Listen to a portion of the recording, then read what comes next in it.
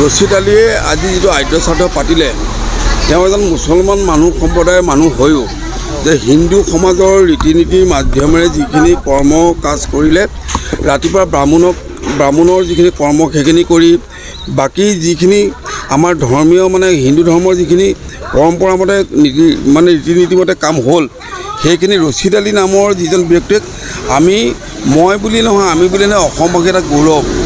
আজি বিজেপি চৰকাৰে যিখিনি কাণ্ড কৰিছে হিন্দু মুছলমানৰ ৰাজনীতি কৰিছে এনেকুৱা এটা দিনত ৰছিদ আলী ডাঙৰীয়াই এনেকুৱা এটা নিদৰ্শন দেখুৱাইলে এইটো অসমবাসী নহয় গোটেই ভাৰতবাসীৰ কাৰণে এটা গৌৰৱান্বিত কথা। আজি মোৰ ঘৰত থকা এই পুষ্প নামৰ মানুহগৰাকী প্ৰায় 20-22 বছৰ হ'ল। তেওঁ আকস্মিক মৃত্যু 23 তাৰিখে আকস্মিক গৰমৰ বাবে মৃত্যু হ'ল। হোৱাৰ পিছত মই নিজে তেওঁ এগৰাকী হিন্দু মানুহ হোৱা স্বত্তেও মই মুছলিম ল'ৰা হিচাপে মই তেওঁক মাতৃ হিচাপে মানি লৈছিলোঁ আৰু সেই হিচাপে পুত্ৰ হিচাপে মই তেওঁৰ অন্তিম সংস্কাৰ লালুক শ্মশানত কৰিলোঁ। তেওঁৰ মুখাগ্নিখিনি কৰাৰ পিছত বাকী কামখিনি কৰিবলৈ ৰাইজক লগত লৈ মোৰ বন্ধুবৰ্গক লগত লৈ আজি শ্ৰাদ্ধৰ কামখিনি সুকলমে ৰাইজক লৈ আজৰি কৰিছোঁ। সকলো হিন্দু নিয়ম নীতিৰ মাধ্যমেৰে ৰাতিপুৱা ব্ৰাহ্মণৰ কামখিনি কৰোৱা হৈছে আৰু তাৰপিছত এতিয়া হিন্দু ৰীতি নীতিৰ মাধ্যমে মই সেই কামখিনি আজৰি কৰিছোঁ। নমস্কাৰ, মই হৰেণ বৰা, লালুকৰে বাসিন্দা। মই আজি ইয়াত এখন কাজকৰ্ম চলি আছে।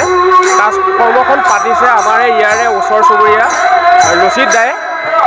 আচলতে কি হ'ল, ৰছিদ দাৰ ঘৰত এগৰাকী মানুহ যোৱা 22 বছৰ দিন ধৰি আছিলে আৰু এই মানুহগৰাকীক ৰছিদ দাই নিজৰ মাতৃ হিচাপে জ্ঞান কৰিছিলে।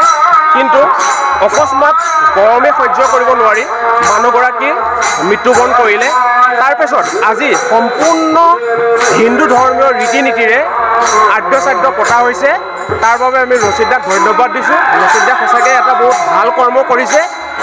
চাবলৈ গ'লে ইয়াত ধৰ্ম বুলি কোনো কথা নাই, হিন্দুৱে হওক বা মুছলিমেই হওক, প্ৰথমতে আমি মানুহ আৰু সেই বস্তুটো ৰছিদাই ভালকৈ বুজি পাইছে।